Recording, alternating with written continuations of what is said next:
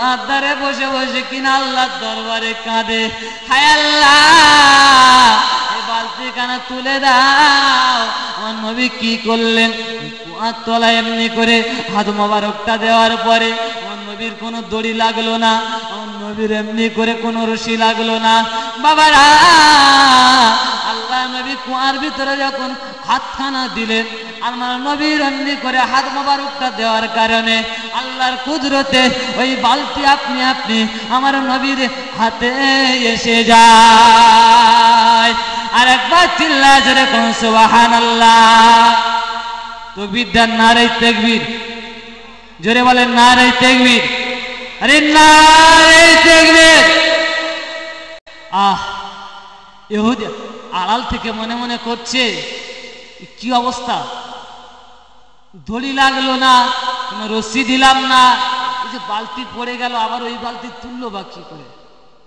যদিও বালতি তুললো, কিন্তু না মারলেও বালতিটা তুলে দিত। কি গো, যদি বলতাম বালতিটা তুলে দাও বাবা, আমার এই যে বালতির রশি ছিঁড়ে পড়ে গেছে, তা তুমি কি করবে, 3-24টা খেজুর নিয়ে বাবু তুমি বাড়ি চলে যাও, অন্যদিন পারা তো আসবেন। কিন্তু তা না করে আমার নবীকে যখন মারলেন, উপরন্ত কি করলেন, আমার নবী বালতিখানা তুলে দিলেন। ইহুদি মনে মনে কষ্ট পেলেন, এ কি রকম মানুষ, কেমন চরিত্রের মানুষ, আমি মারলাম ফের বালতিটা তুলে দিয়ে উপরে চলে যাচ্ছে। আব্বাজান বিশ্ব জানে নবী কি করলেন, 8 বালতি পানি তোলার পরে আপনার কিনা 24খানা খেজুর নিলেন। হয়ে আমার আব্বারে, নবী 24খানা খেজুর যখন নিয়ে নিলেন, নেওয়ার পরে বাড়িতে চলে আসলেন। ইমাম হাসানকে খাইয়ে দিলেন, ইমাম হুসাইনকে খাইয়ে দিলেন, ইমাম হাসানকে খাইয়ে দিলেন, ইমাম হুসাইনকে খাইয়ে দিলেন। ফাতেমা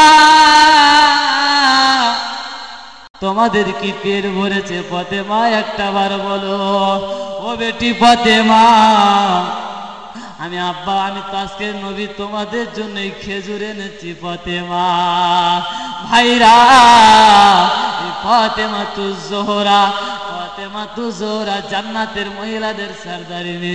এনার জীবন যদি আপনারা কম বেশি জানেন, আজকের এই ফাতেমার জীবনী যারা জানেন বাপ, আজকের চোখের পানি শেষ হবে না বাপ। ইমাম ফাতেমার গর্ভে আল্লাহ 2টো আওলাদ দিয়েছিলেন আব্বা, যারা হলো জান্নাতের যুবকদের সরদার, হযরতে ইমাম হাসান, হযরতে ইমাম হাসাইন রাদিয়াল্লাহু তাআলা আনহুমা। আর একবার জোরে জোরে বলা যাবে নাকি সুবহানাল্লাহ? ভাইরা, আল্লাহ নবী আমার মা ফাতেমাকে জিজ্ঞাসা করছে, ফাতেমা ও বেটি ফাতেমা, একটাবার বলো বলো, তোমাদের কি পেট ভরে খাওয়াতে পেরেছি? ফাতেমা বলছে, আব্বা হ্যাঁ পেট ভরে খেতে পেরেছি। বাবারা, যে লোকটা আমার নবীকে ওই বালতি ফেলে দেওয়ার কারণে মেরেছিল আব্বারে, কয়েকদিন কেটে গেল, ওই লোকটা যে হাত দিয়ে আমার নবীকে মেরেছে, ওই হাতে এত জ্বালা যন্ত্রণা শুরু হয়ে গেল, মক্কার জমিনে কোনো ডাক্তার কবিরাজ সারাতে পারে না। বাবারা, মক্কার জমিনে এমনি করে সমস্ত ডাক্তার, এমনি করে সমস্ত কবিরাজ শেষ হয়ে গেল, মক্কার জমিনে কেউ সারাতে পারলো না। এমনি করে সমস্ত গুণনী ডাকা হলো, আলেম উলামাদের ডাকা হলো, সাহাবায়ে কেরামদের কাছে যায়, বলে আমরা পারবো না, এমন একটা রোগ আমরা কেউ সারাতে পারবো না, পারবো না। ইহুদি হাতখানা নিয়ে চলে গেলেন এক পাদ্রীর কাছে, শাম দেশের পাদ্রী, তখনকার যুগে বড় বড় পাদ্রী ছিল। এই পাদ্রীর কাছে যাওয়ার পরে বলেছিলেন, ও পাদ্রী মাজন, একটা বার বলো বলো, আমার এই হাতে এত জ্বালা যন্ত্রণা শুরু হয়ে গেছে, যেদিন থেকে আমি মুহাম্মদকে মেরেছি সেদিন থেকে আমার হাতে এত জ্বালা যন্ত্রণা শুরু হয়ে গেছে, সেদিন থেকে কোনো কায়দায় সহ্য করতে পারি না। ভাইরা, পাদ্রী বাজন বলেছিলেন, বাবা এই হাত যাকে তুমি মেরেছো একমাত্র সেই সারাতে পারে। ইহুদি কয়েকদিন কেটে গেল, কদম তুলে আল্লাহর নবীর বাড়ি চলে গেলে, ইয়া রাসূলুল্লাহি ইয়া হাবিবাল্লাহ নবী, ওগো নবী, যেদিন থেকে আপনারে মেরেছি নবী, সেদিন থেকে আমার এই হাতে এত জ্বালা যন্ত্রণা শুরু হয়ে গেছে নবী। ও বিশ্বজাহানের নবী, আমি ইহুদি কোনো কায়দায় সহ্য করতে পারি না। বাবারা, ও নদিয়া জেলা সোনার মানিকেরা, শুনে যান, জেনে যান, আমি আব্দুল্লাহ খোকা ভাই বলে যাই, ইহুদি যখন আল্লাহর নবীকে বলতেন ইয়া রাসূলুল্লাহ কোনো কায়দায় সহ্য করতে পারি না, ইহুদি আমার এত জ্বালা যন্ত্রণা, জীবনে আমার যত টাকা পয়সা রয়েছে নবী, ও বাবা মুহাম্মদ, আমি সমস্ত টাকা পয়সা শেষ করে দিয়েছি, কোনো মতে জ্বালা বন্ধ করতে পারি না। আল্লাহ নবী কি করলেন, দিকে কাছে ডাকলেন, বাবা, ও বাবা ছেলে ভাইরা, আল্লাহ নবী আমার বিশ্ব জানেন নবী কাছে ডাকার পরে ইহুদিকে বলছে, বাবা, তোমার যে হাতটা যন্ত্রণা করতেছে, যে হাতটা এমনি করে জ্বালা করে, ওই হাতটা আমার কাছে একটা বার দাও, একটা বার দেবে। আল্লাহ নবীর কাছে যখন দিলেন, আল্লাহ নবী আমার বিশ্বজানের নবী মুহাম্মদ রাসূলুল্লাহ সাল্লাল্লাহু আলাইহি ওয়াসাল্লাম এই হাতখানা নিয়ে একটা ফুঁক দিয়ে দিলেন। ইহুদি কেমন লাগছে বলো, এ হাতে ফুঁক দিয়ে দিলাম, আমি আজকের আব্দুল্লাহর বেটা মুহাম্মদ, আমি আজকের কিনা তোমার যে হাতে ফুঁক দিয়েছি, কেমন তুমি অনুভব করছো? ভাইরা, ও যুবকেরা, জোয়ান ভাইরা, ইহুদি আল্লাহ নবীকে বলছে, ইয়া রাসূলুল্লাহ, ইয়া হাবিব আল্লাহ নবী, আমি ইহুদি আগের থেকে কমপ্লিট সুস্থ হয়ে গেছি। আর একবার চিল্লায় জোরে হবে না, আরো জোরে হবে না, তাকবীর দেন, নারে তাকবীর, আরে নারে তাকবীর। আব্বা, সেই নবীকে চিনেছিল তারা, আমি আপনি মুসলমান হয়েও চিনি না। আজকের সেই নবীকে ইহুদিরা চিনেছে, আমি আপনি মুসলমান হয়ে সেই নবীকে চিনতে পারি নাই, সেই নবীকে আজকের সঠিক আমরা বুঝতে পারি নাই। সেই নবীকে একটু চিনুন বাপ, একটু মহব্বত করুন, একটু নবীর আদর্শ আঁকড়ে ধরুন। নবীর আদর্শ যদি আপনার ভিতরে থাকে, নিশ্চিত আপনার নসিব আল্লাহ জান্নাত রেখেছেন।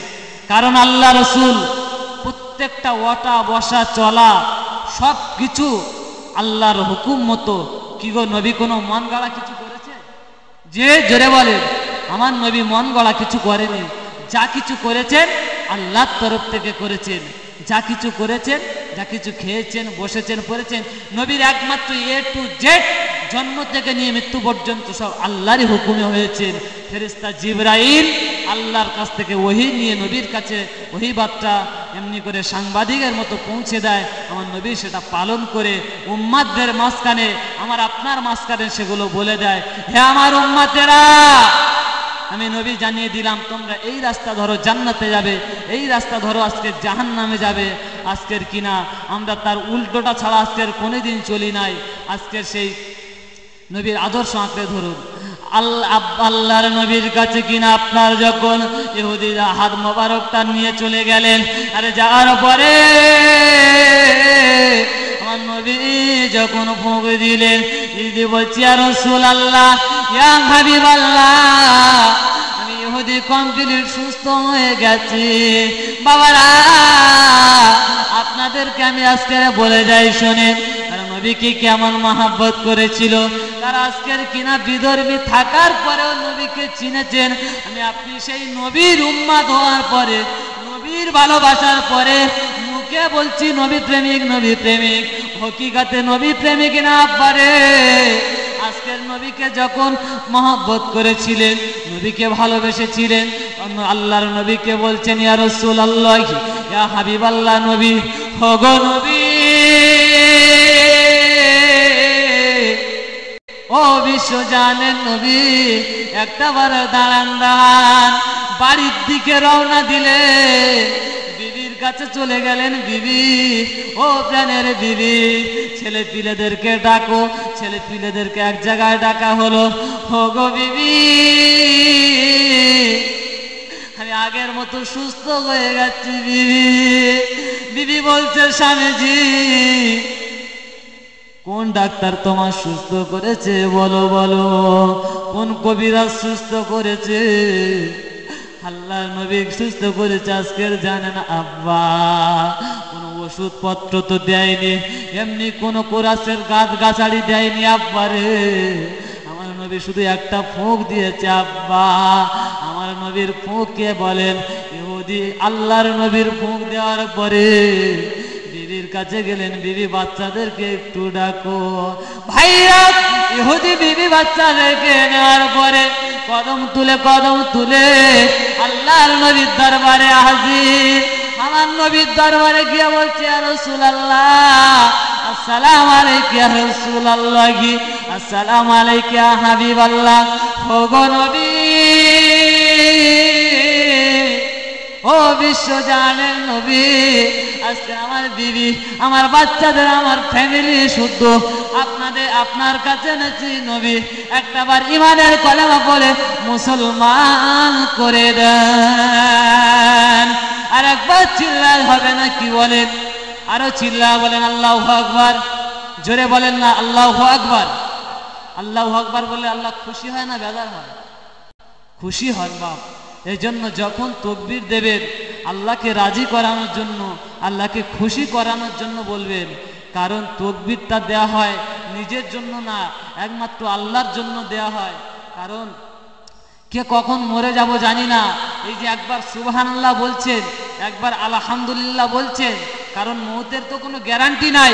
আপনি এখান থেকে বাড়ি ফিরবো, তার গ্যারান্টি আছে? আপনি এখানে বসে রয়েছেন, কাল সকালে ঘুম থেকে উঠবেন, কোনো গ্যারান্টি নাই।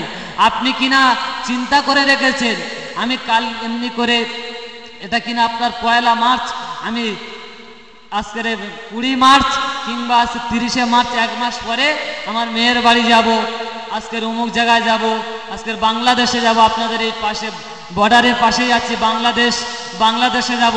এরকম একটা নিয়ত প্রত্যেকের থাকে, কিন্তু কেউ গ্যারান্টি দিতে পারবে না যে আমি অমুক দিন অমুক জায়গায় যাব। তো এই যে সুবহানাল্লাহ বলেন, আলহামদুলিল্লাহ বলেন, তো বাপ একটা করে গাছ বসানো হয় জান্নাতে। আপনি সুবহানাল্লাহ বলছেন, 1 সেকেন্ড সময় লাগে। সুবহানাল্লাহ 1 সেকেন্ড, কিন্তু এই যে 1 সেকেন্ড সময়টা লাগে, জান্নাতে একটা করে গাছ তৈরি হয়ে যায়। বলবেন হুজুর কি গাছ? কি গাছ জানেন? গাছটা কত বড়?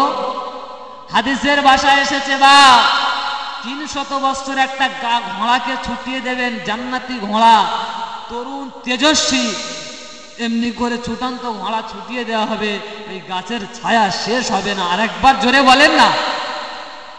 কিছু লোক, চালাক লোক বসে রয়েছে এখানে, চিন্তা করছে যে আমি সুবহানাল্লাহ বলি না মানে খুব লাভ করেছি।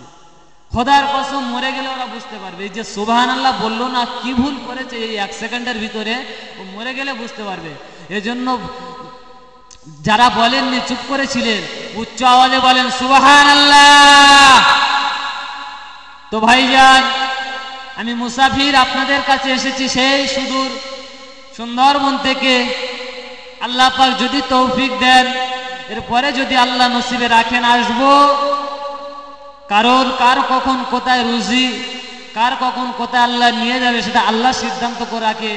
তবে আলোচনা এ পর্যন্ত সমাপ্ত করব। আমার কমিটি ভাইরা আসেন। তো ভাইজান, যে কথা আমি আপনাদের আলোচনা করছিলাম, আল্লাহ পাক নবীকে শুধু রহমত আমার আপনার জন্য করেনি, গাছের জন্য রহমত। কি গো, একটা গাছের জন্য নবী রহমত। জীব জন্তুদের জন্য কি রহমত না? নবী জীব জন্তুদের জন্য রহমত, শুধু মানুষের জন্য না, মখলুক থেকে নিয়ে এমনি করে কীট পতঙ্গ সবার জন্য নবী রহমত। কারণ আবাজান ইমানদারেরা, ও মুমিনেরা, মুসলমানেরা, শুনে যান, জেনে যান আমার নবী কেমন রহমত আমাদের জন্য। ভাইরা, ও যুবকেরা, জওয়ান ভাইরা, এই উম্মতের জন্য তিনি কাঁদেন। যদি আমাদের জন্য তার যদি কোনো দয়া মায়া না থাকতো, আমার নবী যদি আমাদের জন্য কোনো দয়া মায়া না থাকতো, বাপ আমাদের জন্য কান্নাকাটি করতো না। একটা মেয়ে একটা ছেলেকে যখন ভালোবাসা করে, একটা মেয়ে একটা ছেলেকে যদি মহব্বত করে, সারা রাত এমনি করে গাছের তলে কাটিয়ে দেয়, এমনি করে জলসার মাহফিলে না ঘুরে বাজারে ঘুরে কাটিয়ে দেয়। কারণটা কি? কারণ হলো একটু মেয়েটারও মহব্বত করবে, একটু মেয়েটাকে ভালোবাসবে, মন থেকে ভালোবাসবে। সেই মেয়েটাকে আমার কাছে পাওয়ার জন্য আমি ভালোবাসি। কিন্তু আমার আপনার নবী মুহাম্মদ রাসূলুল্লাহ সাল্লাল্লাহু আলাইহি ওয়াসাল্লাম এই দুনিয়ার কোনো স্বার্থের ভালোবাসা বাসে না আব্বা। দেখবেন বর্তমান আমাদের তো ভালোবাসা স্বার্থের ভালোবাসা, টাকার জন্য ভালোবাসি, জায়গা জমির জন্য ভালোবাসি। আব্বা, আজকের কিনা আমি আপনি ভালোবাসি অনেক কিছু, আমি আপনি ভালোবাসি অনেক মহব্বতে, কিন্তু না, আমার নবী আমাদের জন্য কোনো স্বার্থ নিয়ে ভালোবাসে না। কথা ঠিক না ভুল? জোরে বলেন। নবী আমাদেরকে স্বার্থের জন্য ভালোবাসে যে আমি কিয়ামতের দিন একটা মোটা অঙ্কের টাকা পাবো, মোটা অঙ্কের জায়গা জমি পাবো, কিয়ামতের দিন আমি মোটা অঙ্কের একটা জান্নাত পাবো, এরকম কোন নবী চিন্তা ভাবনা আছে? কিছু নেই।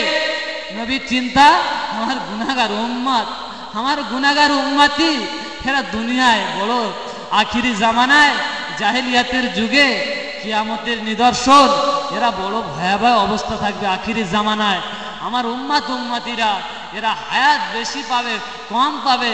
অন্যান্য নবীর উম্মত উম্মতিরা হায়াত বেশি পেয়েছিল আব্বা, কিন্তু তারা নেক আমল কম বেশি করেছেন সবাই। কিন্তু আল্লাহর নবী জানেন আমার উম্মত উম্মতিরা এরা অল্প হায়াত পাবে, মাত্র 40-50টা বছর দুনিয়াতে থাকবে। তো এরা তার ভিতরে অনেক গুনাহ করবে, অনেক গুনাহ কাজে লিপ্ত থাকবে। আমি নবী কিয়ামতের দিন আমি যদি জান্নাতে যাই, আমি নবী কেমন করে সহ্য করব? আমার উম্মত উম্মতি জাহান্নামের আগুনে পুড়বে, আমার উম্মত উম্মতি কেমন করে জাহান্নামে যাবে? না না, আমি নবী সহ্য করি না। আব্বা জান, ও যুবকেরা, জওয়ান ভাইরা, আমার আম্মি জানেরা, শুনে যান, জেনে যান, কাল কিয়ামতের ময়দানে, যেদিন কিনা কিয়ামতের ময়দানে সবাই নফসি নফসি করবে, আমার আপনার নবী বিশ্ব জানেন নবী, আল্লাহর নবী আমার জানিয়ে দিলে আমি নবী আমার গুনাহগার উম্মত উম্মতির জন্য পাগল হয়ে দিবানা হয়ে ছুটতে থাকবো। আরো জোরে বলেন না সুবহানাল্লাহ। ভাইরা, ও যুবকেরা, জওয়ান ভাইরা, আম্মা জান আয়েশা সিদ্দিকা কে বলেন? কে চেনেন? নাম শুনেছেন তো? জি, আম্মা জান আয়েশা, আমাদের ছোট আম্মা জান তো। এই কথা বলতে হবে, বলো। সকাল হতে চলেছে, আজকে যারা ওখানে ঘোরাফেরা করছেন, ঘুম থেকে উঠেছেন, আসেন জান্নাতের পাক মাহফিলে। সন্ধ্যা থেকে নিয়ে অনেক আলোচনা হয়েছে, আসেন আমার সোনার ভাইয়েরা। আমাদের ছোট আম্মা জান, কি নাম? মা আয়েশা সিদ্দিকা রাদিয়াল্লাহু তাআলা আনহা একদিন আমার নবীকে বলছে, ইয়া রাসূলুল্লাহ, কাল কিয়ামতের দিন আপনি কোন জায়গায় থাকবেন নবী?